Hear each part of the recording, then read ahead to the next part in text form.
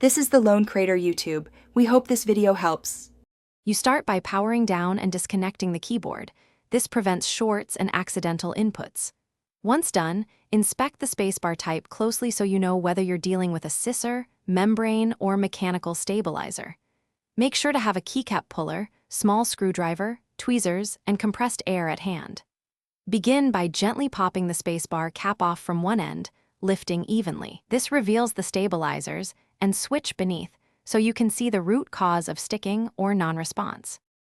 Once the cap is off, remove loose debris with compressed air and clean contact areas with a 90% plus isopropyl swab. This resolves many sticky cases. Next, examine the stabilizer bars or scissor hinges, reseat any popped clips, replace a bent spring, or swap a broken scissor piece. Then apply a small amount of keyboard-safe lubricant to the stabilizer rails and hinge points.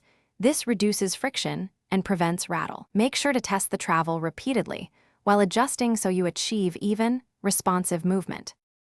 After lubrication and alignment, carefully snap the spacebar cap back onto its posts, pressing evenly across its length to avoid bending the stabilizer. Then test multiple presses, both slow and rapid, to confirm consistent actuation.